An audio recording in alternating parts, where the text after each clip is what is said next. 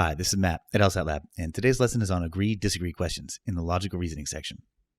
Agree-disagree questions aren't that common. About 5% of all logical reasoning questions are agree-disagree questions. They ask us to find a claim about which the two speakers disagree with each other about. Occasionally, there will be some questions that ask you to find what the two speakers agree with each other about. So that's one of the things we're going to be looking for as we work through this lesson. In this lesson, we're going to cover how to spot an agree-disagree question, what the process is for approaching one, what are the different types and flavors of agree-disagree questions, and what are the trap answer patterns that you need to know about in order to be able to make those eliminations as quickly as possible. This question stem says, Peter and Yoko disagree over whether. Now, the language that tells us that we're on an agree-disagree question is pretty obvious in this one. It's the word disagree. In this question stem, it says their statements provide the most support for holding that they disagree about whether, and the word that tells us that we're on an agree-disagree question is the same. It's the word disagree. But there's some other language in here that's really important, and those are the words most support. This is the difference between must be true and most supported questions. Sometimes we're looking for something that we know that they disagree with each other about, 100%, and sometimes we're looking for an answer choice that in all likelihood they would disagree with each other about. So there's a little bit more flexibility here.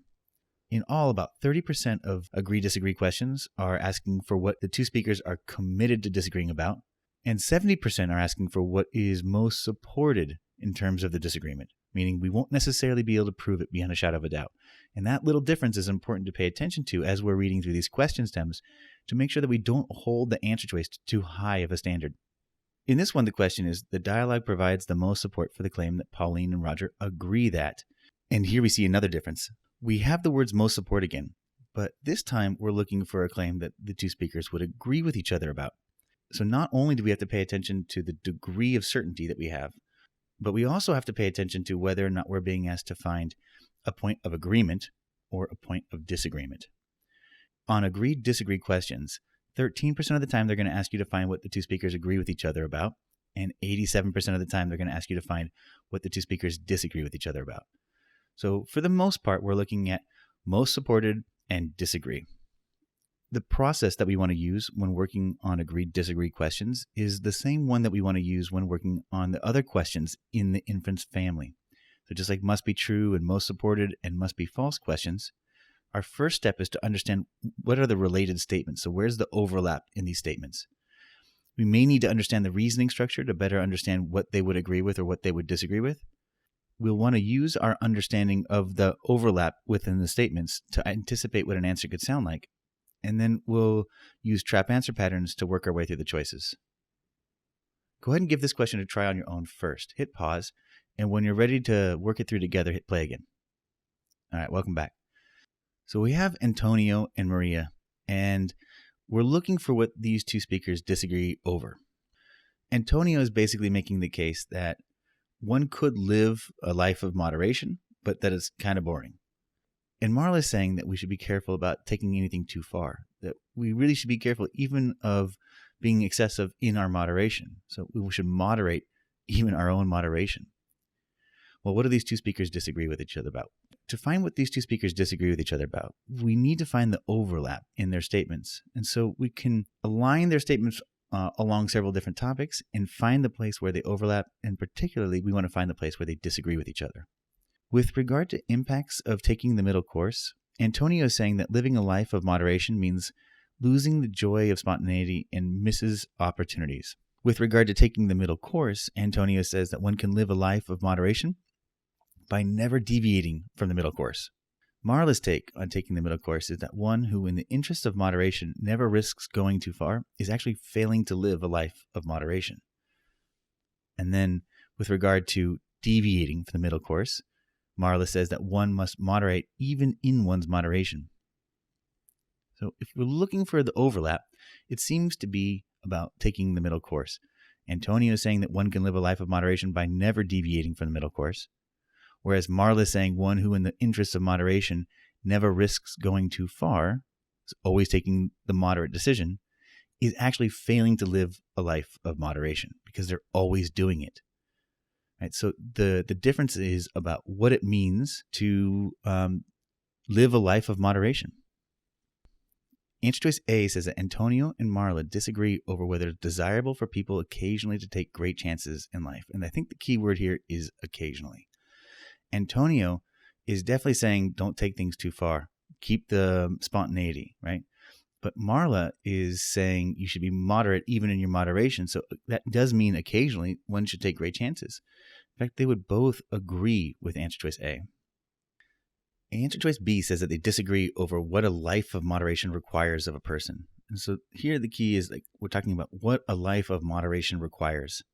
Antonio says that a life of moderation is when one never deviates from the middle course. But Marla says that a life of moderation, if one always sticks to the middle course, then one is failing to live a life of moderation.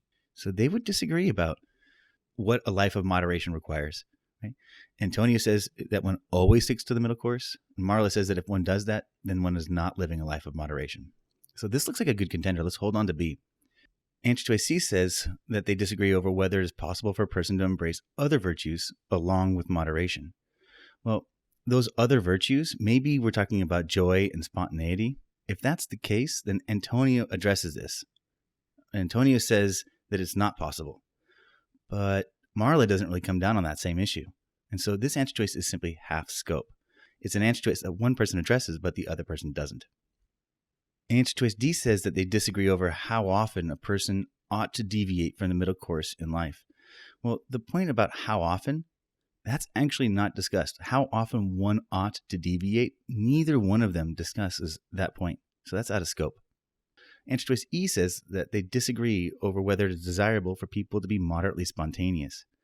The point of spontaneity was only brought up by Antonio. So Antonio would probably agree with this.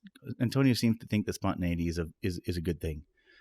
But Marla never brings up the point, and so this is a half-scope answer choice. It's wrong, making answer choice B the right answer.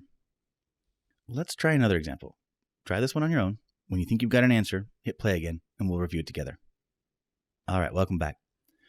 So the disagreement between Gabby and Logan is about how children should be taught or instructed in school. Gabby is suggesting that children should be allowed fully to follow their own interests. Sounds very much like a Montessori. While Logan is saying that school children should acquire the fundamental knowledge necessary for future success, and they learn such fundamentals only through disciplined, systematic instruction.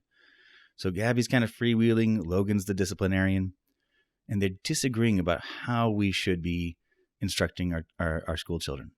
So if we line up their various statements on certain different topics, what enables success, what is necessary for success, what's the role of teachers here? In terms of what enables success, Gabby says that her recommendation enables children to be most successful in their adult lives. With regard to what is necessary for success, Logan says that fundamental knowledge is necessary for future success.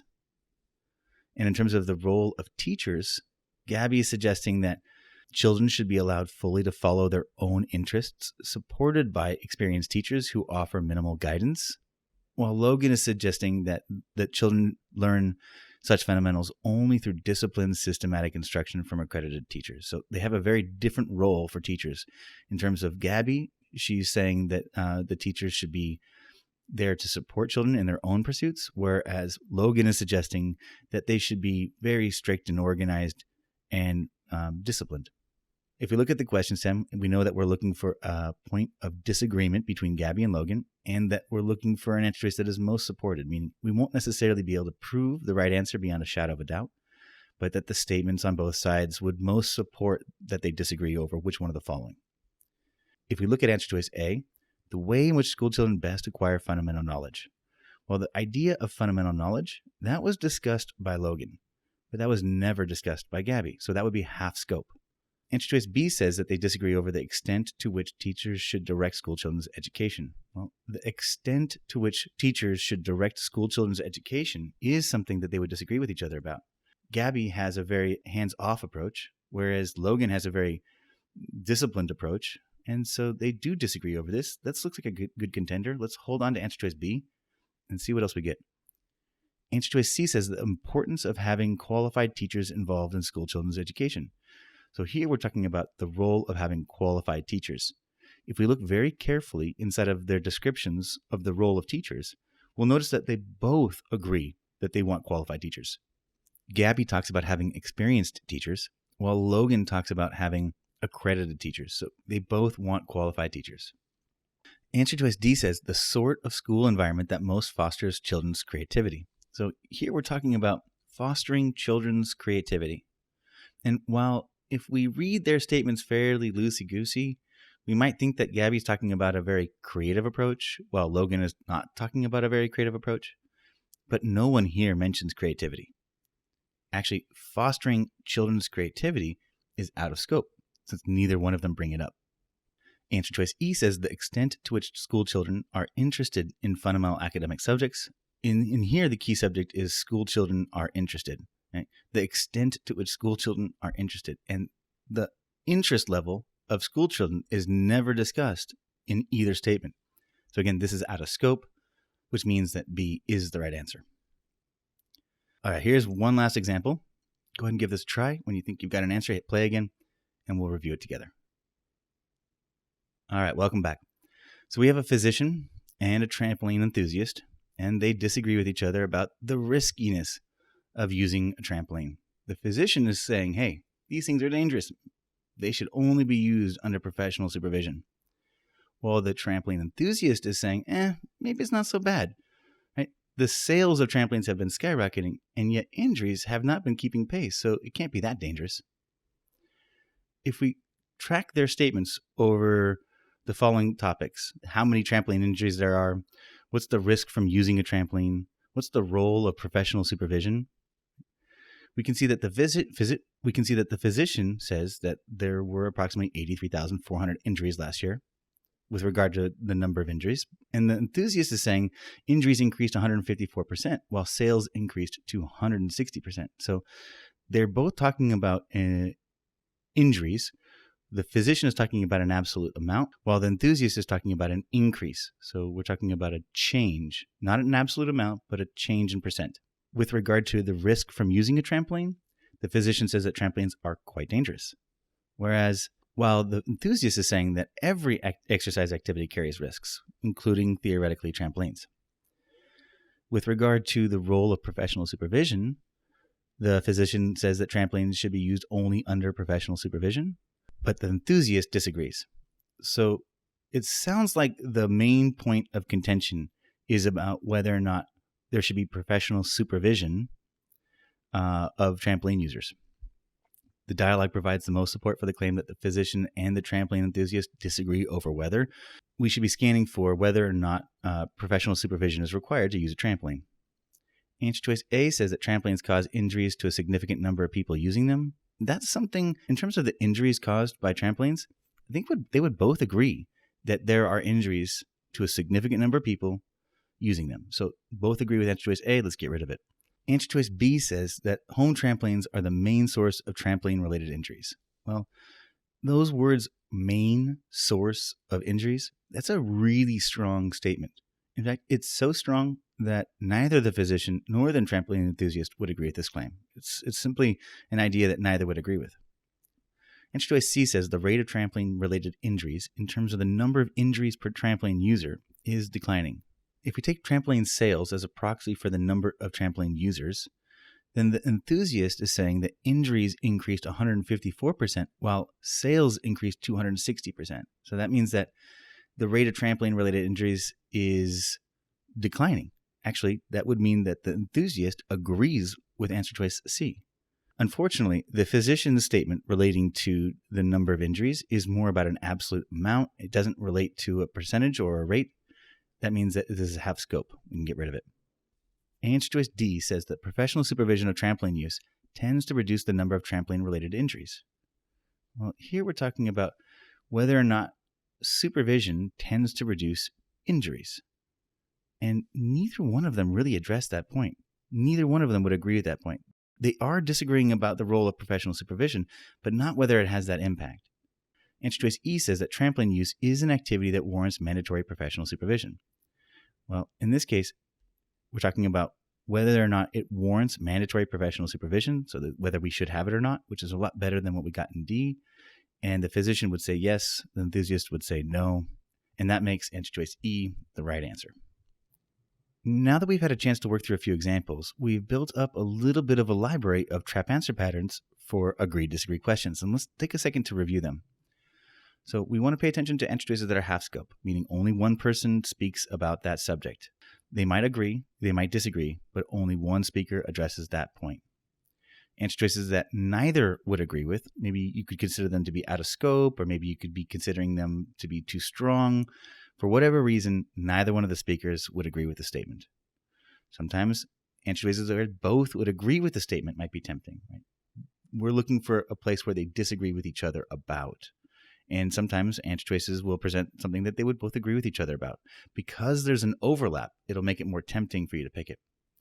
And then sometimes an answer choice is wrong because one person would agree and one person would disagree. Right? Let's suppose we're looking for an answer choice that they would both agree with each other about.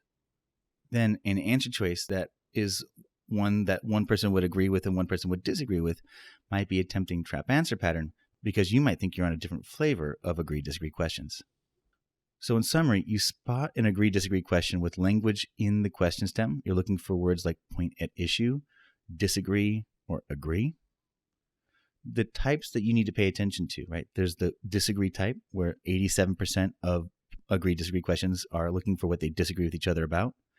And then 13% of the time, we're looking for what the two speakers would agree with each other. In terms of the degree that we should be able to prove these answer choices, 70% of them are most supported, meaning we won't necessarily be able to prove anything beyond a shadow of a doubt. And then 30% of them are must be true, which means we should hold ourselves to a very high standard in terms of what people would agree with as well as what people would disagree with. Finally, the trap answers that you want to pay attention to are those that are half scope, meaning one person would agree, but the other person wouldn't address the point. An answer choice that neither would agree with, either because it's too strong or it's out of scope or whatever other reason. An answer choice that both speakers would agree with, or an answer choice that the speakers, one would agree and one would disagree, but you want to be careful of the context. Remember, that is a trap answer when you're on an agree question. So that's it for today's lesson. I invite you to check out these other videos or visit us today at lsatlab.com.